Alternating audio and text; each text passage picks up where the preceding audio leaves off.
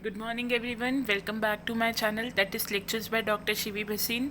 आज हमने जो इम्यूनोलॉजी की सीरीज़ स्टार्ट करी थी जिसमें एक टॉपिक मैंने बनाया है इम्यूनोग्लोबुलिन का, उसी को आगे कंटिन्यू करते हुए हम एक बहुत इंपॉर्टेंट एस्पेक्ट इम्यूनोलॉजी का स्टार्ट कर रहे हैं जो है टी सेल और बी सेल।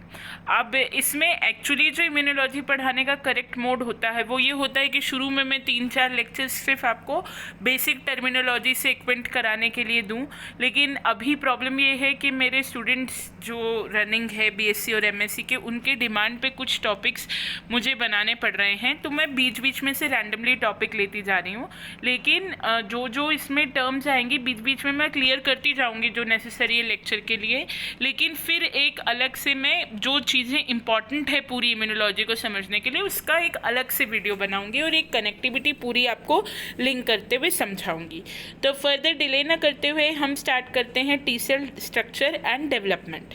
देखिए, टी सेल्स और बी सेल्स बेसिकली इनका मैं आपको इंट्रोडक्शन दे दूं कि हमारी बॉडी में जो हमारे ब्लड के सेल्स होते हैं वो आरबीसी और डब्ल्यूबीसी, आप सबने पढ़ा होगा कि रेड ब्लड कॉर्पसेल्स होते हैं हमारी बॉडी में और वाइट ब्लड सेल्स होते हैं। वाइट ब्लड सेल्स जो होते हैं वो हमारी बॉडी के फाइटिंग सेल्स माने जाते हैं, ये भी सब जानते हैं। और जो वाइट ब्लड सेल्स होते हैं वो डिवाइडेड होते हैं ग्रैन्युलोसाइट्स और ए ग्रैन्युलोसाइट्स में, मतलब जिनमें ग्रैन्यूल्स होते हैं उन सेल्स को ग्रैन्युलोसाइट्स कहते हैं और जिनमें ग्रैन्यूल नहीं होते उनको एग्रैन्युलोसाइट्स कहते हैं। अब ग्रैन्युलोसाइट्स का डिवीजन तो मैं अभी नहीं जाऊंगी क्योंकि वो जब ब्लड के टॉपिक पे मैं वीडियो बनाऊंगी तब उसका डिटेल अपन देखेंगे। अभी मैं सिर्फ आपको बता देती हूँ कि एग्रैन्युलोसाइट्स जो हैं उनका एक वो डिवाइडेड होते हैं लिम्फोसाइट्स में और कहीं क्लासेस में। अभी अपन सिर्फ लिम्फोसाइट्स की बात करेंगे कि बॉडी के अंदर 2 मेन प्रकार के लिम्फोसाइट्स होते हैं। ऐसे तो 3 में हम क्लासीफाई करते हैं, टी सेल, बी सेल और एनके सेल। लेकिन जो मेजर हम इम्यून सिस्टम के सेल्स की बात करें तो सबसे पहले हम टी सेल और बी सेल का नाम लेते हैं और उसमें भी टी सेल का लेते हैं, क्योंकि जब तक बॉडी में टी सेल का एक्टिवेशन नहीं होता तब तक इम्यून रिस्पॉन्स जनरेशन एक प्रॉपर लेवल पर नहीं होता। टी हेल्पर सेल्स का एक्टिवेशन इम्यून रिस्पॉन्स जनरेट करने के लिए इम्पॉर्टेंट है। यही T helper cells B cell को एक्टिवेट करने में मददगारी होते हैं। थोड़ी सी बातें मैं यहाँ टी सेल पे आने से पहले आपको बता दूँ कि टी सेल से जो इम्यूनिटी जनरेट होती है उसे कहते हैं सेल मीडिएटेड इम्यूनिटी, ठीक है। और टी सेल्स को इम्यूनिटी जनरेट करने के लिए बी सेल्स की आवश्यकता नहीं होती, लेकिन बी सेल्स को इम्यूनिटी जनरेट करने के लिए टी सेल्स की आवश्यकता, टी सेल्स की ज़रूरत होती है ना। तो टी सेल से जनरेट होने वाली इम्यूनिटी सेल मीडिएटेड इम्यूनिटी कहलाती है और बी सेल से जनरेट होने वाली इम्यूनिटी ह्यूमोरल इम्यूनिटी कहलाती है। ओके, अब हम बात करेंगे टी सेल की बेसिक स्ट्रक्चर की। मैं ज़्यादा इस समय इंट्रो में नहीं घुस रही हूँ, जैसे जैसे चीज़ें आती जाएंगी वैसे वैसे मैं आपको उसको समझाती जाऊँगी। टी सेल्स की यदि हम बात करें तो सबसे पहले टी सेल्स जो होते हैं वो मेजर लिम्फोसाइट्स होते हैं हमारी बॉडी के, और इसका टी सेल का फुल फॉर्म होता है थाइमस डिराइव्ड सेल। जो भी लिम्फोसाइट्स हैं हमारी बॉडी के उनका डेवलपमेंट बोन मैरो से स्टार्ट हो जाता है। ओके, बोन मैरो में उनका डेवलपमेंट होता है। बोन मैरो में T cell, B cell, NK cell, इन सब का जो जनक सेल होता है, जो इन सबको बर्थ देने वाला सेल होता है, वो हीमोपोएटिक स्टेम सेल के रूप में बोन मैरो में पाया जाता है। ओके, यहाँ तक क्लियर है। अब एक एक बात को आप मेरे ध्यान से सुनिएगा। आप इस स्लाइड पे लिखे मैटर को भी छोड़ दीजिए, अपने नोट्स को भी छोड़ दीजिए, सिर्फ मेरी एक एक बात को आप ध्यान से सुनेंगे और इसे अगर कॉपी पे नोट कर सकते हैं तो नोट करेंगे, तो उसी से आपको बहुत सा कंसेप्ट क्लियर होता जाएगा, ठीक है। हीमोपोएटिक स्टेम सेल एक ऐसा सेल है जो कि आगे जाकर किसी में भी, T cell, B cell, NK cell, किसी में भी बदल सकता है। ये सेल प्रेजेंट होता है बोन मैरो पर। ओके, अगर इस सेल के ऊपर B220 मार्कर लगा हो तो ये सेल बोन मैरो में ही रहेगा और बी सेल में बदल जाएगा। और अगर इस सेल के ऊपर Thy1 मार्कर लगा हो तो ये सेल जो है ये बोन मैरो में नहीं रहेगा और उठ करके थाइमस में आ जाएगा, और या तो ये टी सेल में बदल जाएगा या ये एनके सेल या नेचुरल किलर सेल में बदल जाएगा, ठीक है ना। नेचुरल किलर सेल भी एक प्रकार के लिम्फोसाइट होते हैं जिनका डेवलपमेंट भी थाइमस में होता है अंडर स्पेसिफिक कंडीशन। वो कंडीशन क्या है ये जब मैं एनके सेल की बात करूंगी तब हम बात करेंगे। अभी के लिए तो आप कहानी के दूसरे वर्जन को पकड़ लीजिए कि यदि किसी हीमोपोएटिक स्टेम सेल के ऊपर थाई1 मार्कर लगा हुआ है तो वो थाई1 मार्कर सहित सेल जो है उठ करके वो बोन मैरो से कहाँ आ जाएगा, थाइमस में, और उसका डेवलपमेंट किस में होगा, टी सेल के अंदर उसका डेवलपमेंट होगा। ओके देन ये जब थाइमस में आ जाएगा, टी सेल की यदि मैं बेसिक स्ट्रक्चर की बात करूं तो इसमें साइटोप्लाज्म जो होता है वो कम होता है और न्यूक्लियस जो होता है, जैसे कि डायग्राम में भी आपको दिख रहा होगा कि न्यूक्लियस कंपैरेटिवली लार्ज है इसमें, है ना। यहाँ पर मैं टी सेल की 2-3 बातें आपको बहुत ही स्पेसिफिक बताना चाहती हूँ।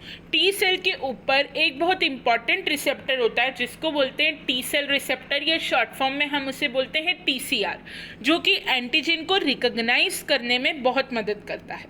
अब एंटीजन का जो रिकॉग्निशन है वो जब तक टी हेल्पर सेल एंटीजन को रिकॉग्नाइज नहीं करेगा तब तक इम्यून रिस्पॉन्स का प्रोसेस आगे नहीं बढ़ेगा, है ना।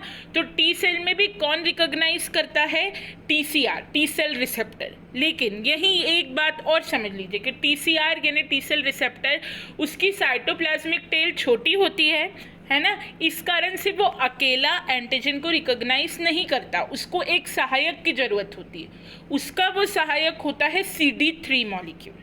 ठीक है, CD3 मॉलिक्यूल, ये CD3 मार्कर भी टी सेल पर उपस्थित एक मार्कर होता है जो कि टी सेल रिसेप्टर के साथ कॉम्प्लेक्स बना लेता है और एंटीजन रिकॉग्निशन में मदद करता है। तो ये मिलके क्या बन गया, TCR CD3 कॉम्प्लेक्स। इसे हम इम्यूनोलॉजी की भाषा में कहते हैं TCR CD3 कॉम्प्लेक्स, जिसका मुख्य काम होता है एंटीजन को रिकॉग्नाइज करना, एंटीजन को पहचानना। ठीक है, ये क्वेश्चन कई बार कॉम्पिटिटिव एग्जाम्स में पूछा जाता है कि TCR CD3 कॉम्प्लेक्स किसको रिकॉग्नाइज करता है या एंटीजन को कौन सा कॉम्प्लेक्स रिकॉग्नाइज करता है। तो आपको जवाब पता होना चाहिए कि TCR की जो टेल है वो छोटी होती है, इस कारण अकेला TCR एंटीजन रिकॉग्निशन नहीं कर सकता और उसे जुड़ना पड़ता है एक मार्कर के साथ में। तो वो जुड़ता है CD3 के साथ में और बन जाता है TCR CD3 कॉम्प्लेक्स, जो कि हर प्रकार के टी सेल के 4 प्रकार होते हैं, आगे हम बात करेंगे, चारों पर उपस्थित होता है TCR CD3 कॉम्प्लेक्स। ओके, अब इसके साथ एक और चीज़ यहाँ समझ लीजिए, वो दूसरी बात ये है कि एक प्रॉपर्टी टी सेल की यहाँ पर दिमाग में बिठा लीजिए आप कि टी सेल जो है वो MHC रिस्ट्रिक्टेड होते हैं। अब इस बात को समझने से पहले ये समझिए कि MHC क्या होता है। MHC का फुल फॉर्म होता है मेजर हिस्टोकम्पैटिबिलिटी कॉम्प्लेक्स। ठीक है ना, MHC का फुल फॉर्म होता है मेजर हिस्टोकम्पैटिबिलिटी कॉम्प्लेक्स, जिसका क्या काम होता है, ये एक प्रकार का ग्लाइकोप्रोटीन है जो कि एंटीजन के रिकॉग्निशन में मददकारी होता है। ये जब तक MHC एंटीजन के साथ नहीं जुड़ेगा तब तक भी टी सेल एंटीजन को नहीं पहचानेगा। ओके, जब तक एंटीजन MHC के साथ जुड़कर एंटीजन प्रेजेंटिंग सेल के सरफेस पर उपस्थित नहीं होगा तब तक जो टी सेल है वो एंटीजन को नहीं पहचानेगा। मेरी बात को फिर से एक बार ध्यान में दीजिए। जो बच्चे मेरे स्टूडेंट हैं और जिन्होंने मेरी क्लास अटेंड करी है वो तो इस बात को समझ पा रहे होंगे क्योंकि कहीं ना कहीं बेसिक पढ़े हुए हैं, लेकिन कोई भी ऐसा कैंडिडेट जो इस फील्ड से नहीं है और फर्स्ट ही वीडियो देख रहा है उसे दिक्कत हो सकती है समझने में, तो मैं एक बार फिर से बताती हूँ। देखिए, पूरे प्रोसेस को एक बार मैं शॉर्ट में नरेट कर रही हूँ, आप ध्यान से सुनिए। क्या होता है कि जैसे ही कोई भी एंटीजन बॉडी के अंदर एंटर करता है उसका फर्स्ट कॉन्टैक्ट होता है एंटीजन प्रेजेंटिंग सेल से। ये एंटीजन प्रेजेंटिंग सेल मैक्रोफेज हो सकता है, डेंड्राइटिक सेल हो सकता है, और भी बहुत से सेल्स हो सकते हैं, आगे बात करेंगे इस बारे में। अभी के लिए बस इतना समझ लीजिए कि उस एंटीजन का कॉन्टैक्ट होता है एंटीजन प्रेजेंटिंग सेल से, और एंटीजन प्रेजेंटिंग सेल उस एंटीजन को तोड़ करके उसके एंटीजेनिक पेप्टाइड बनाकर अपने सरफेस पे प्रेजेंट कर देता है। ठीक है, एंटीजेनिक पेप्टाइड्स बनाकर अपने सरफेस के ऊपर प्रेजेंट कर देता है, और वो जो एंटीजेनिक पेप्टाइड्स हैं वो MHC के साथ सेल के सरफेस के ऊपर प्रेजेंट होते हैं। जो एंटीजेनिक पेप्टाइड्स हैं वो MHC के साथ एंटीजन प्रेजेंटिंग सेल के सरफेस पे प्रेजेंट होते हैं। एंटीजेनिक प्रोटीन है, जब वो टूटेगा तो वो पेप्टाइड में टूटेगा। ओके, तो एंटीजन का ब्रेकडाउन होता है APC में, एंटीजेनिक पेप्टाइड बनते हैं और वो MHC के साथ APC के सरफेस के ऊपर एक्सप्रेस हो जाते हैं। अब टी सेल के एक्टिवेशन के लिए ये ज़रूरी है कि जब टी सेल जो है उसके एक्टिवेशन के लिए ये बहुत ज़रूरी है कि TCR CD3 और एंटीजन के बीच में कॉम्प्लेक्स बने।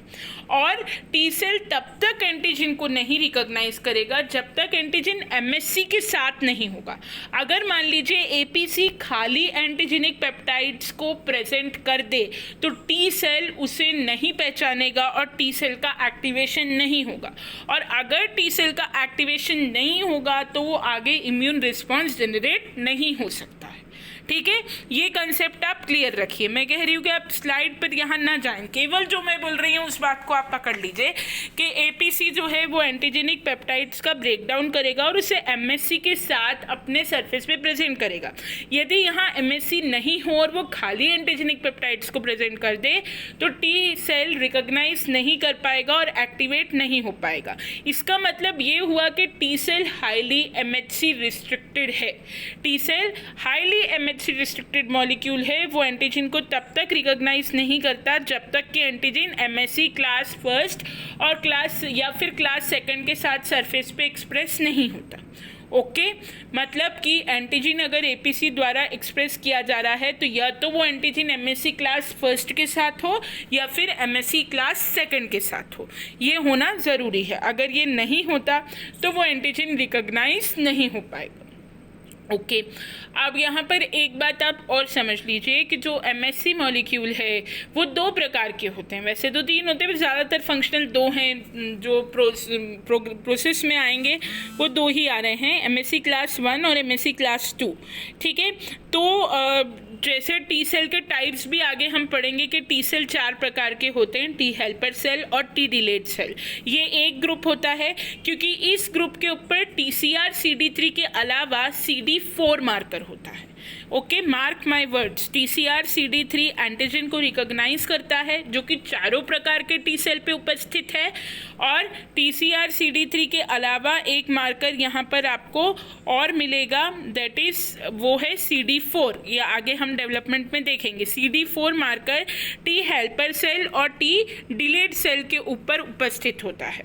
ठीक है, ये CD4 मार्कर MSC क्लास 2 को रिकॉग्नाइज करता है। ओके, ये CD4 मार्कर का मेन काम है MSC क्लास 2 को रिकॉग्नाइज करना। जब MSC क्लास 2 होगा अगर एंटीजेनिक पेप्टाइड्स के साथ में, तो सामने से CD4 मार्कर वाला या तो टी हेल्पर सेल होगा या टी डिलेड सेल होगा, ज़्यादातर टी हेल्पर सेल होता है। ठीक है, ये एक ग्रुप है टी हेल्पर सेल और टी डिलेड सेल का, जिन पर TCR CD3 होने के साथ साथ एक CD4 मार्कर होता है जो कि APC पे उपस्थित MSC क्लास 2 को रिकॉग्नाइज करता है। बिल्कुल दिमाग में से लेके क्लियर रखिए, TCR CD3 एंटीजन को रिकॉग्नाइज करेगा और CD4 मार्कर MSC क्लास 2 को रिकॉग्नाइज करेगा। ओके, एंड देन एक और सबसेट होता है TS और TC, टी सप्रेसर और टी साइटोटॉक्सिक सेल का। इन पर भी TCR CD3 उपस्थित होता है, लेकिन साथ में जो मार्कर उपस्थित होता है वो होता है CD8, क्योंकि CD8 मार्कर किसको रिकॉग्नाइज करता है? MSC क्लास 1 को। यानी अब हमारे पास स्टोरी जो है वो धीरे धीरे क्लियर होती जा रही है। APC अपने सरफेस पर एंटीजन के साथ MSC को एक्सप्रेस करेगा। ये MSC क्लास 1 हो सकता है या क्लास 2 हो सकता है। अगर MSC क्लास 2 है तो उसके सामने होना चाहिए टी हेल्पर सेल, क्योंकि टी हेल्पर सेल के पास होता है CD4 मार्कर जो कि MSC क्लास 2 को रिकॉग्नाइज करता है। और अगर जो है MSC क्लास 1 होगा तो सामने से कांटेक्ट होना चाहिए TC सेल का जिसके पास की CD8 मार्कर होता है। और TCR CD3 का कॉम्प्लेक्स सभी टी सेल्स पे पाया जाता है जो कि एंटीजन को रिकॉग्नाइज करता है। ओके, अभी के लिए आप बस इतना समझ लीजिए। मैं इम्यून रिस्पॉन्स जनरेशन का एक जनरल डायग्राम का वीडियो बनाऊंगी ये बताने के लिए कि किस किस लेवल पे और किस किस तरह से इम्यून रिस्पॉन्स जनरेट होता है, वो हम आगे धीरे धीरे पूरे प्रोसेस को समझेंगे। अभी के लिए आप इतना समझ सकते हैं कि टी सेल का एक फीचर हो गया कि उसके ऊपर TCR CD3 कॉम्प्लेक्स होता है जो कि एंटीजन को रिकॉग्नाइज करता है। ये सभी टी सेल्स में पाया जाता है। देन 2 टी सेल ऐसे होते हैं टी हेल्पर और टी डिलेट जिन पे CD4 मार्कर होता है जो कि MHC क्लास सेकेंड को रिकॉग्नाइज करता है, ठीक है। और 2 सबसेट होते हैं TS और TC जिनके ऊपर TCR CD3 तो होता ही है, लेकिन साथ में CD8 मार्कर होता है जो कि MSC क्लास 1 को रिकॉग्नाइज करता है। ओके, तो जब तक ये रिकॉग्निशन नहीं होगा, जब तक ये प्रोसेस नहीं होगी, तब तक जो है वो जब तक MSC नहीं आएगा एंटीजेनिक पेप्टाइड्स के साथ, तब तक टी सेल एंटीजन को रिकॉग्नाइज नहीं करेगा। इसीलिए जब भी आप टी सेल पढ़ेंगे कहीं भी, वहाँ बार बार एक लाइन लिखी होगी कि T cell is highly MHC restricted, T cell बहुत ज़्यादा MSC रिस्ट्रिक्टेड है। जब तक MSC के साथ उनका कांटेक्ट, जब तक उन्हें एंटीजन के साथ MSC नहीं दिखेगा, वो एंटीजन को भी पहचानने से क्या कर देंगे, मना कर देंगे। ओके, तो ये प्रॉपर्टीज़ आप टी सेल के बारे में समझ लीजिए। मैं ट्राई करूँगी कि रिसेप्टर भी बनाने से पहले जो मैं नेक्स्ट वीडियो बनाऊँ वो इम्यून रिस्पॉन्स जनरेशन का ही बना दूँ, ताकि आप basic of immune response generation समझेंगे तो मेरी बातें आपको समझने में आसानी होगी। ओके, देन इसके बाद हम सीधे आ जाते हैं कि किस तरह से डेवलपमेंट होता है। देखिए, मैंने आपको बताया कि बोन मैरो में उपस्थित वो हीमोपोएटिक स्टेम सेल जिनके ऊपर थाइवन मार्कर लगा होता है, वो बोन मैरो से उठ करके कहाँ आ जाते हैं, थाइमस में, और उनका डेवलपमेंट कहाँ होता है, थाइमस में। और ये सेल्स जो है ये यहाँ कहलाते हैं थाइमस डिराइव्ड सेल्स, ठीक है। थाइमस में जो थाइमोसाइट्स का डिफ्रेंसिएशन होता है, वहाँ 2 इम्पॉर्टेंट इवेंट होते हैं। 90% जो थाइमोसाइट्स होते हैं वो इंटरथैल्मिक डेथ अंडरगो करते हैं। 90% जो थाइमोसाइट्स माइग्रेट करते हैं ना, मतलब जो सेल्स होमोपोएटिक स्टेम सेल के रूप में बोन मैरो से उठ करके थाइमस आते हैं, उनमें से 90% सेल्स मर जाते हैं। केवल 10% सेल्स जो हैं वो बचते हैं। ओके, केवल 10% सेल्स बचते हैं, ठीक है। अब मैंने आपसे ऊपर भी एक बात कही थी कि टी सेल जो है वो किसी भी एंटीजन को तब रिकॉग्नाइज करेगा जब एंटीजन MSC के साथ कॉम्प्लेक्स बनाकर प्रेजेंट होता है, ठीक है। अब यहाँ मैं कह रही हूँ कि जो MSC प्रेजेंट कर रहा है एंटीजन को, वो MSC होस्ट का खुद का होना चाहिए, मतलब अपनी बॉडी का MSC होना चाहिए, ठीक है। फॉरेन MSC नहीं चलेगा, बॉडी का MSC फॉरेन एंटीजन के साथ में प्रेजेंट होना चाहिए। तो यहाँ टी सेल का एक बहुत इंपॉर्टेंट कैरेक्टर इनटू पिक्चर आता है कि टी सेल केवल ऐसे MSC को पहचानेगा जो कि सेल्फ MSC हो। टी सेल को थाइमस में ये सिखाया जाता है, ये लर्न कराया जाता है कि आप अपने MHC को पहचानना सीखिए, ठीक है। ये एक्सपेरिमेंटली इस बात को प्रूव करा गया। कैसे करा गया, 2 माइस लिए गए। ओके, 2 माइस में, मतलब मान लीजिए एग्जाम्पल लेते हैं हम कि 2 माइस है, एक माइस है A माइस और एक माइस है B माइस। अब ये जो A माइस है, इसके जो टी सेल्स हैं, A माइस के जो टी सेल्स हैं, ध्यान से सुनिएगा मेरी बात, उनको ये टीचिंग दी जाती है कि आप X MSC को पहचानिए Y वायरल प्रोटीन के साथ में, X MSC और Y वायरल प्रोटीन, ठीक है। इसके टी सेल यही सीख के थाइमस में बड़ा हुए कि उन्हें X MSC को पहचानना है Y वायरल प्रोटीन के साथ में, ठीक है। अब कुछ दिन बाद जब ये सीख गए तो क्या किया हमने, इस माइस के टी सेल जो है वो उठा करके इसमें से निकाल के मैंने B माइस में डाल दिए, ठीक है। A माइस के टी सेल्स B माइस में डाल दिए।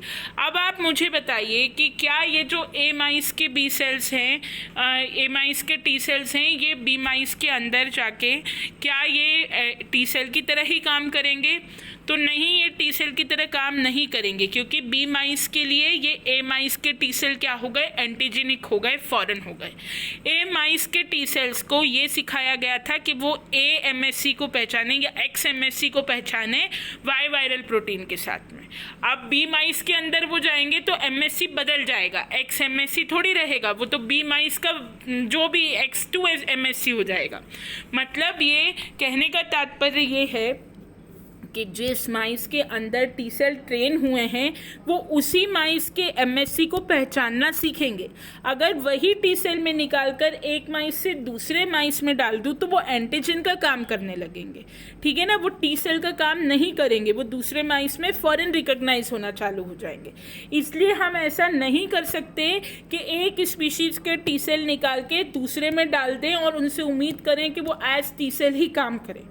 कभी कभी एंटीबॉडी के लिए ऐसा करते हैं, जैसे एक बहुत नया कंसेप्ट चल रहा है आजकल कोरोना वायरस के संबंध में, प्लाज्मा थेरेपी, जिसमें यही कर रहे हैं कि पैसिव इम्यूनाइजेशन है वो एक तरह का, उसमें एंटीबॉडी एक से निकालकर हम बनी बनाई एंटीबॉडी दूसरे में डाल रहे हैं। लेकिन टी सेल के केस में ये पॉसिबल नहीं है, क्योंकि टी सेल को ये सिखाया जाता है कि वो आपकी बॉडी के एमएससी को पहचाने। यदि वही टी सेल दूसरे की बॉडी में डाल दिया जाएगा तो it will start working as antigen. ठीक है, तो ये जो ट्रेनिंग प्रोसेस होता है टी सेल का, ये थाइमस में ही होता है। ओके, जिसको एक बहुत इंपॉर्टेंट सिलेक्शन के तौर में मैं आगे बताती हूँ कि किस सिलेक्शन के तौर में उसे पढ़ते हैं। अभी के लिए आप इतना समझ लीजिए कि जो प्रोजेनिटल टी सेल्स होते हैं, जैसे थाइमस में एक बार मैंने बताया 90% थाइमोसाइट्स जो माइग्रेट करेंगे वो 90% थाइमोसाइट्स मर जाएंगे, केवल 10%, 100% यदि ट्रांसफ़र हो रहे हैं हीमोपोएटिक स्टेम सेल्स तो केवल 10% बचेंगे थाइमस तक पहुँचते पहुँचते। ठीक है, जैसे ही अब जो 10% बचे हैं वो 11th डे ऑफ गेस्टेशन जो होता है माइस के अंदर, वहाँ से टी सेल का डेवलपमेंट स्टार्ट हो जाता है। ठीक है, 11th डे ऑफ गेस्टेशन से टी सेल का डेवलपमेंट स्टार्ट हो जाता है। और सबसे पहले जो थाइमस के अंदर टी सेल्स हैं वो अट्रैक्ट होते हैं एक फैक्टर से, जिसे कहते हैं कीमोटैक्टिक फैक्टर। ठीक है, थाइमस में T cells are attracted by a factor which is known as chemotactic factor. जो टी सेल्स बचे हैं, हीमोपोएटिक स्टेम सेल जो थाइमस में आए थे 90% मर गए, जो 10% बचे हैं they are attracted by a factor known as chemotactic factor, and ये chemotactic factor thymic epithelial cell से रिलीज होता है। ठीक है, अब यहाँ पर इम्पॉर्टेंट बात यह है कि टी सेल के डेवलपमेंटल प्रोसेस के दौरान ऐसे सेल्स जो अपने जीन के अंदर, अपनी जर्म लाइन के अंदर रीअरेंजमेंट कर पाएंगे, ठीक है, ध्यान से सुनिएगा मेरी बात, ऐसे टी सेल्स जो अपनी जर्म लाइन के अंदर टी सेल जर्म लाइन का रीअरेंजमेंट जीन्स का कर पाएंगे और पॉजिटिव और नेगेटिव सिलेक्शन को सक्सेसफुली अंडरगो कर पाएंगे, वही सरवाइव करेंगे, बाकी के टी सेल मर जाएंगे। ठीक है, अभी सिर्फ मेरी लाइन को समझ लीजिए, ऐसे के ऐसे दिमाग में बिठा लीजिए, मतलब मैं समझाती हूँ। मैं कह रही हूँ कि ऐसे टी सेल जो कि अपने जीन लाइन में, अपनी जर्म लाइन में, अपनी जीन्स के अंदर रीअरेंजमेंट कर पाएंगे अथवा पॉजिटिव और नेगेटिव सिलेक्शन को अच्छी तरीके से पूरा कर पाएंगे, पॉजिटिव और नेगेटिव सिलेक्शन के मापदंडों पे खड़ा उतर पाएंगे, वही टी सेल डेवलप होंगे। अन्यथा जो टी सेल ऐसा नहीं कर पाएंगे, यानी अपनी जीन का रीअरेंजमेंट नहीं कर पाएंगे या पॉजिटिव और नेगेटिव सिलेक्शन अंडरगो करने में सक्सेसफुल नहीं होंगे, उन टी सेल का डेवलपमेंट नहीं होगा। ठीक है, अब देखते हैं कि करके कि जो मैंने बोला उसका मतलब क्या है। देखिए, मैंने आपको क्या बताया कि जब थाई1 मार्कर किसी भी सेल के ऊपर लगा है तो वो थाई1 marker containing cell bone marrow के अंदर आ जाएगा। ठीक है, जब बोन मैरो के अंदर कोई भी सेल आएगा तो वहाँ पर देखिए, आप ये देख पा रहे हैं कि जब बोन मैरो के अंदर कोई भी सेल आया तो पहली स्प्लिटिंग इस डायग्राम में शोन नहीं है। हाँ, मैं एक बात और बोल दूँ, ये क्योंकि मैंने स्लाइड्स बनाई है, मैंने ज़्यादातर डायग्राम से ही शो करने की कोशिश करी है और मैंने ये मान लिया है कि जो मैं बोल रही हूँ वो आप लोग लिखते जाएं या नोट करते जाएं, क्योंकि मेरे जो स्टूडेंट्स हैं उनके पास, सबके पास नोट्स हैं। यदि कोई आउटसाइड स्टूडेंट है, वीडियो देख रहा है और नोट्स चाहता है तो आप प्लीज़ मुझे कमेंट बॉक्स में कमेंट करके बताइए, मैं आपको प्रॉपरली लिखे हुए जो बोल रही हूँ उसके लिखे हुए नोट्स भी हैं मेरे पास, वो प्रोवाइड करवा दूँगी। लेकिन अगर आप इस वीडियो में जो मैं बोल रही हूँ उसे लिखेंगे भी तो automatically you can also make your own note, और वो समझने में भी ज़्यादा अच्छा होगा। ठीक है, मैं क्या कह रही हूँ आपसे कि जब थाई1 मार्कर कंटेनिंग जो सेल है वो उठ करके बोन मैरो से थाइमस में आया तो यहाँ आते ही पहली कंडीशन होगी कि ये दो में स्प्लिट कर जाएगा। एक ग्रुप होगा डबल पॉजिटिव सेल्स का और दूसरा ग्रुप होगा डबल नेगेटिव सेल्स का। जो डबल नेगेटिव सेल्स होंगे उसमें न तो TCR होगा, उसमें खाली TCR होगा, न ही CD4 होगा, न ही CD8 होगा। ठीक है, ऐसा ग्रुप सेल्स का जिसमें केवल TCR और CD3 है लेकिन न तो CD4 सेल है न ही CD8 सेल है, ऐसे ग्रुप को हम कहेंगे डबल नेगेटिव सेल्स, और इनका पेरिफेरी पे लो नंबर होगा और ये आगे डेवलप भी नहीं कर पाएंगे, ये मर जाएंगे। क्यों? कारण क्या है? क्योंकि देखिए मैं शुरू से बता रही हूँ कि एंटीजेनिक पेप्टाइड्स एमएससी के साथ में ही प्रेजेंट होंगे। एमएससी को पहचानने वाला मार्कर होगा या तो CD4 या CD8। अगर ये दोनों ही मार्कर नहीं होंगे, अगर ये दोनों मार्कर नहीं डेवलप हो पाएंगे तो फिर उस तरह के सेल का जो डेवलपमेंट है वो पॉसिबल नहीं हो पाएगा। ओके, तो इसलिए ये जानना, ये समझना हमारे लिए अत्यंत आवश्यक है। ये समझना बहुत ज़रूरी है कि जो पहला स्प्लिट होगा सेल के अंदर, वो स्प्लिट होगा किसमें? वो स्प्लिट होगा, एक सेकेंड, वो स्प्लिट होगा डबल नेगेटिव सेल्स में। और ऐसे सेल्स जो डबल नेगेटिव सेल्स हैं वो सरवाइव नहीं कर पाएंगे, ठीक है, उनका पेरिफेरी पे बहुत लो नंबर होगा और वो सरवाइव नहीं कर पाएंगे। देन जो सेकंड ग्रुप होगा यहाँ पे, वो ऐसे सेल्स का होगा जो डबल पॉजिटिव सेल्स होंगे, यानी कि इसमें CD4, CD8, TCR, CD3 ये सब कुछ होगा, ठीक है, सब कुछ होगा। TCR CD3 एंटीजन को पहचानता है, ये भी होगा, CD4 भी होगा और CD8 भी होगा, लेकिन यहाँ से इस सेल का आगे स्प्लिट होना ज़रूरी है, ठीक है। इसको कहते हैं, यानी वो ग्रुप का सेल जिसमें CD4, CD8, TCR, CD3 सब कुछ हो, उसको हम कहते हैं डबल पॉजिटिव सेल। और वो ग्रुप का सेल जिसमें केवल TCR, CD3 हो, न तो CD4 हो न ही CD8 हो, उसको हम कहते हैं डबल नेगेटिव सेल। पहला स्प्लिट इन दो सेल्स में होगा, डबल पॉजिटिव और डबल नेगेटिव। नोट करते जाइए तो ईजी रहेगा।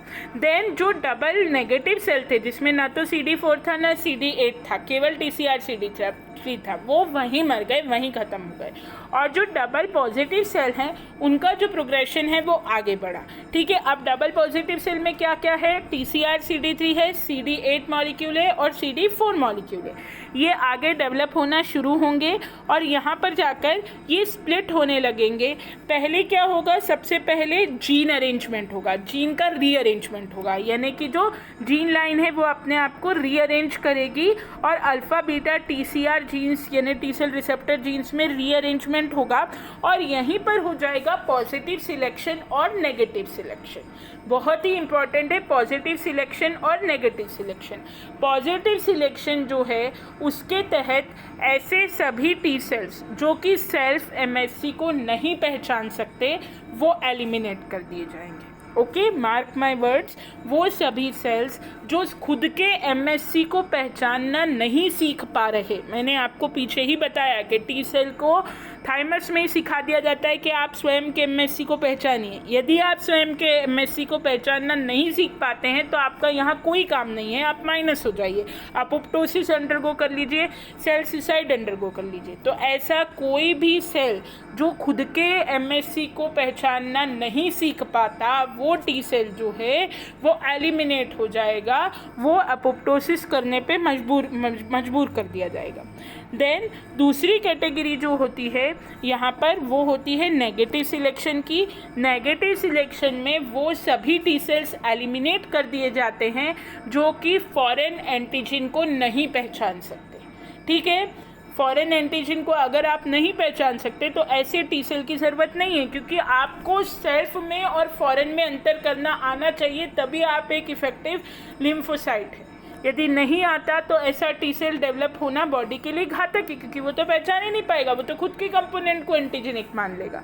तो सेल्फ MSC को पहचानना सीखना ज़रूरी है। अगर नहीं सीख पा रहे तो पॉजिटिव सिलेक्शन ऐसे टी सेल्स का अपोप्टोसिस करवाता है जो सेल्फ MSC को नहीं पहचान सकते, और नेगेटिव सिलेक्शन ऐसे टी सेल्स का अपोप्टोसिस करवाता है जो कि फॉरेन एंटीजन को नहीं पहचान सकते। बात समझ में आ रही है?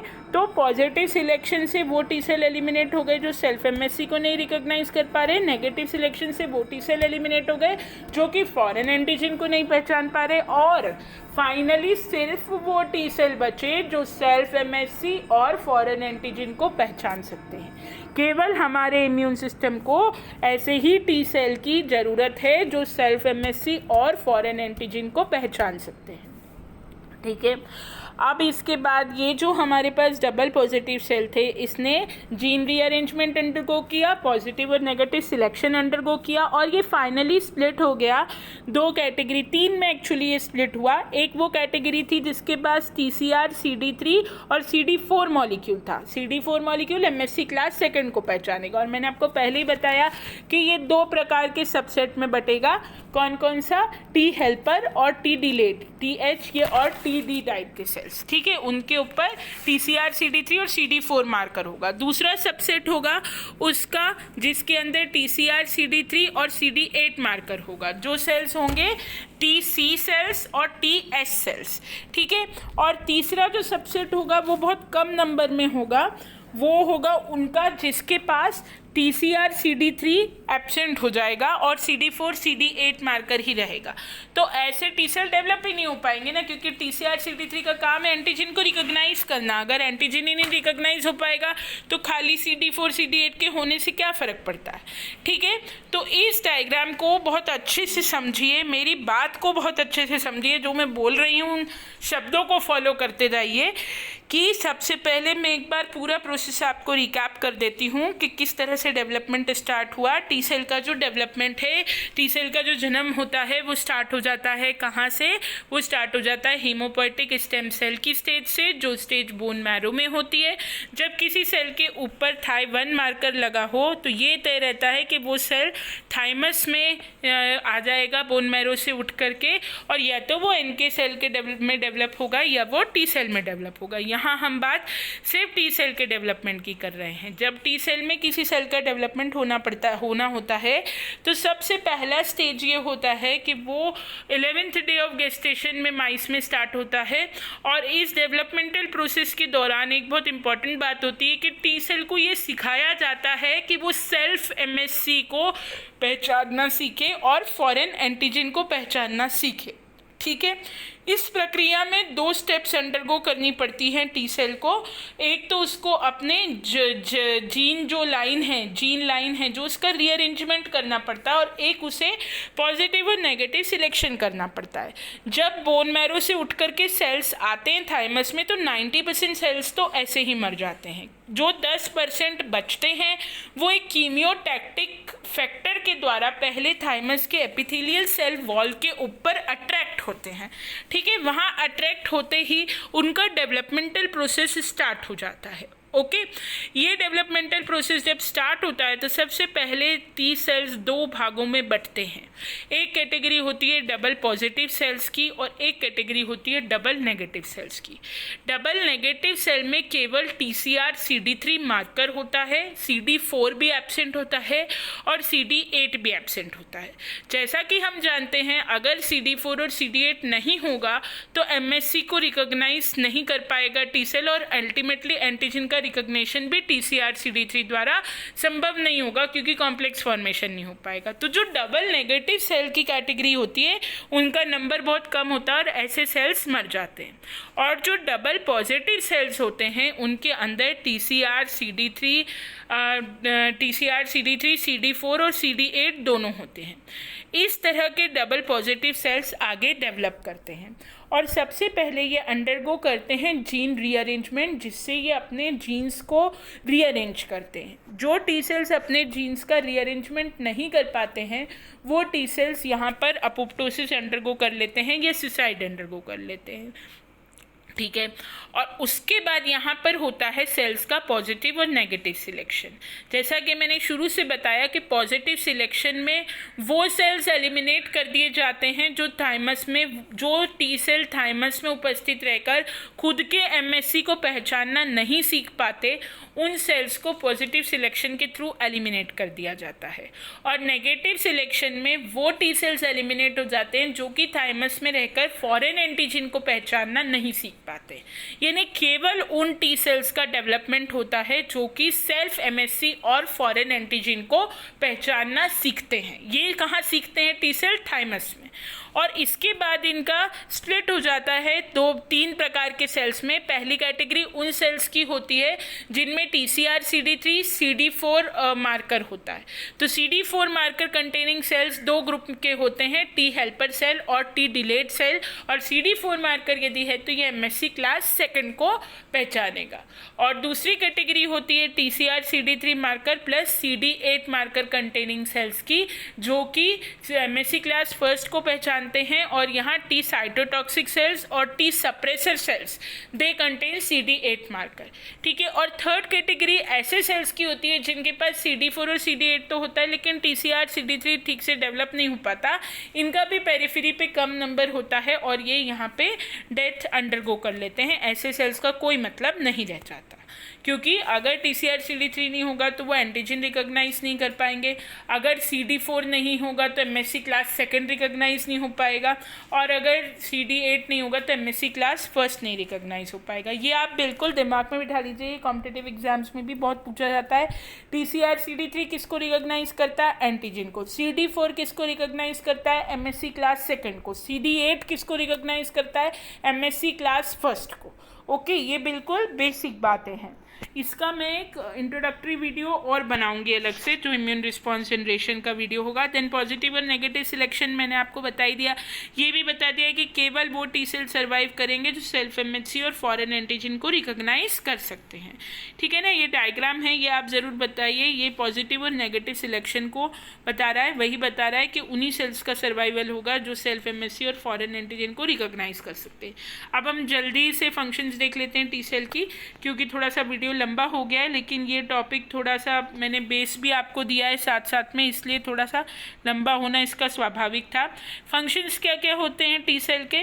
टी सेल के जो फंक्शन है, सबसे पहला टी सेल से जनरेट होने वाली इम्यूनिटी सेल मीडिएटेड इम्यूनिटी कहलाती है, जिसके लिए पहले टी हेल्पर सेल का एक्टिवेशन होता है, फिर टी साइटोटॉक्सिक सेल का एक्टिवेशन होता है। और सेल मीडिएटेड इम्यूनिटी पे अलग से बात करेंगे, लेकिन ये इंडिविजुअली सिर्फ टी सेल के से ही जनरेट हो जाती है।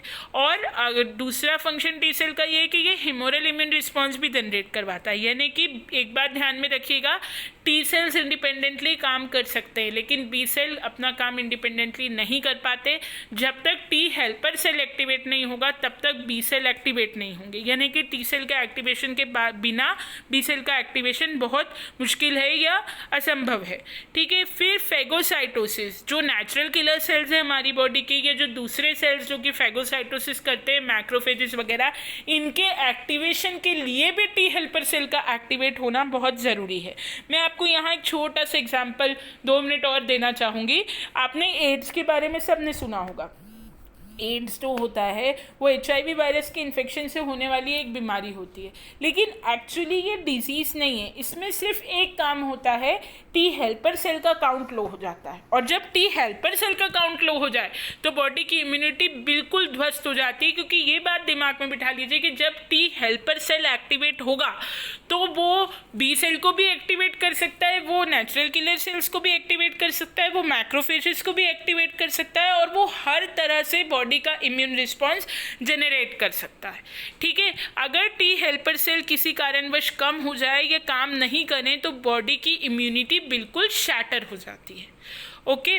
Then antibody dependent cell mediated immunity generate करने में भी टी सेल्स का रोल होता है। मैं एक एक टॉपिक को अभी डिटेल में आपको नहीं समझा रही हूँ, क्योंकि ये सब टॉपिक अपने आप में बड़े टॉपिक हैं। अभी तो सिर्फ आप इन्हें समझ लीजिए as a function of T cell. हम सब पर इंडिपेंडेंट वीडियोज़ बनाएंगे। देन एंटीजन रिकग्निशन, अगर टी सेल नहीं हो, क्योंकि TCR CD3 ही तो टी सेल पे प्रेजेंट होता है जो कि एंटीजन रिकग्निशन करता है, तो यदि टी सेल नहीं होगा तो एंटीजन रिकग्नाइज नहीं होगा, और अगर एंटीजन रिकग्नाइज नहीं होगा तो इम्यून रिस्पॉन्स आगे माउंट नहीं हो पाएगा। Then graft rejection. Graft rejection मतलब, देखिए आपने बहुत एक कॉमन टर्मिनोलॉजी सुनी होगी कि ए की किडनी अगर बी को देंगे तो जब तक ए और बी के बहुत सारे टेस्ट होते हैं, जब तक एक्चुअली ए और बी का MHC मैच नहीं होगा ना, तब तक ए की किडनी बी को नहीं दे पाएंगे। तो MHC मैच होना बहुत ज़रूरी है, वरना ग्राफ्ट रिजेक्शन हो जाएगा। तो ये ग्राफ्ट रिजेक्शन का जो काम है ये भी टी सेल द्वारा होता है, क्योंकि टी सेल ही तो पहचानेगा कि आपकी बॉडी में जो MHC आया वो आप ही की बॉडी का है कि किसी और की बॉडी का MHC आ गया। जो टी सेल ही ग्राफ्ट रिजेक्शन भी करवाते हैं। ओके, इनको हम डिटेल में देखेंगे, एक एक के ऊपर इंडिविजुअली बात करेंगे। यदि आप किसी टॉपिक पे पहले वीडियो चाहते हैं तो मुझे कमेंट बॉक्स में कमेंट करके बताइए। ठीक है, तो ये था हमारा टी सेल का डेवलपमेंट और इसका मैच्योरेशन, है ना। अब हम आगे टी सेल के रिसेप्टर पे बात करेंगे और इसके एक्टिवेशन पे करेंगे, और बीच में मैं ट्राई करूँगी कि एक अगर इम्यून रिस्पॉन्स जनरेशन का वीडियो बना के आपको रिस्पॉन्स समझा सकूँ बेसिक, तो वो भी अच्छा रहेगा। ठीक है, अगर आपको कुछ भी डाउट हो तो आप मुझे कमेंट बॉक्स में कमेंट करके बताएं। आप पूछ सकते हैं कोई भी डाउट, और नोट्स की अवेलेबिलिटी चाहिए हो तो वो भी आप मांग सकते हैं।